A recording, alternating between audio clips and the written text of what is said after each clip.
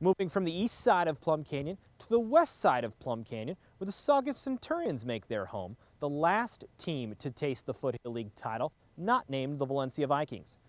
2014 didn't go quite as planned for Saugus, as they had a 3-7 season, missing the playoffs for the third time in the last 4 years. The team had 3 wins, 2 of them coming in league against West Ranch and Golden Valley, the other coming against Buena in the preseason. The offense looked nice throughout the year, as Louis Eusebi had a good year on the offensive end of the football, while the defense had its struggles, allowing 30 points 8 times during the season.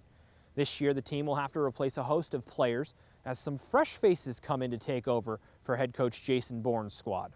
Off-season's been going real well. The kids have been working tremendously hard. We've got a lot of dual sport athletes, so once track and baseball season ended, we've hit it, the weight room pretty hard, and we're real pleased with what we've seen so far. There's a lot of new positions opened up. We graduated a few seniors last year, so a lot of questions will be answered when we get the pads on in the fall.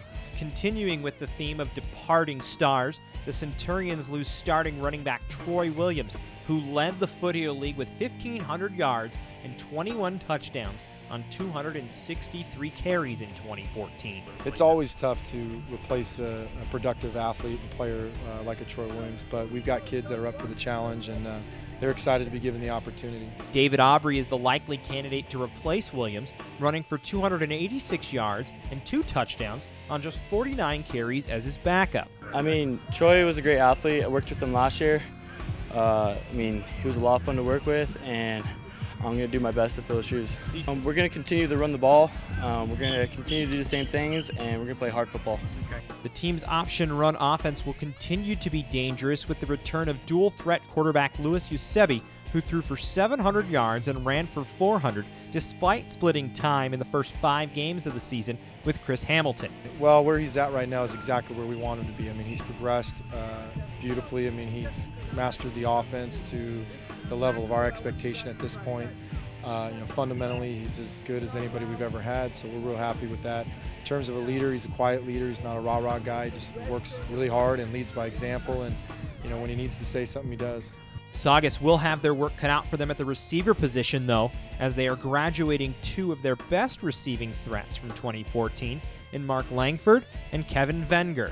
Well, we're still trying to determine that right now. I mean, we've got quite a few players that are vying for those spots. I mean, we have 2 wideout positions plus 2 slot positions, and we've got anywhere from 8 to 10 guys that are all rotating in and out. So, as of right now, I mean, they're all still competing for it. So we'll see what happens and where it shakes out.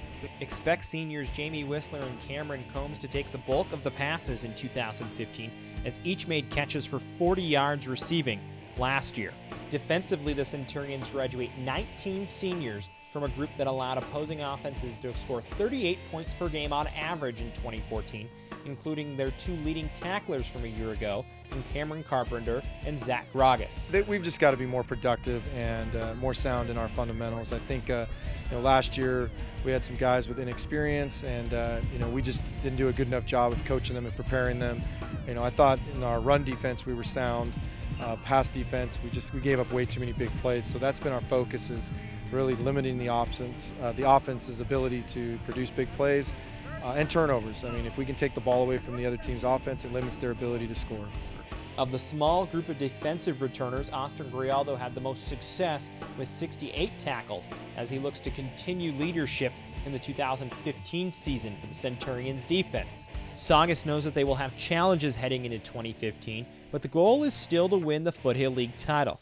Due to the competitive nature of the Foothill League, though, everyone on the roster realizes it will take a special effort to make that happen. Well, it's going to take a tremendous amount of dedication, commitment, and a competitive spirit by our guys. I mean, those schools aren't letting up at all, and we recognize that. I mean, they're the defending Foothill League champ. I mean, the championship goes through Valencia High School, so our guys know that. It's not something that we really talk about, because quite honestly, the only thing we can control is us, and that's what we focus on. And if we can take care of our business, then everything will work out the way it should. We're here to win.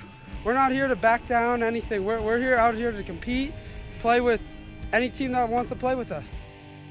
Taking a look at the Centurions' schedule now for 2015, maybe not as difficult as a few of the other schedules in the Foothill League, but still tough nonetheless, as their non-league schedule brings two divisional runners-up in Newbury Park and Ventura to battle the Centurions. The Ventura team a common opponent of Hart in this 2015 season. Their league schedule will be a tough one, as always, and it will be made even tougher as they play Valencia, Canyon, and Hart in back-to-back-to-back weeks during the regular season.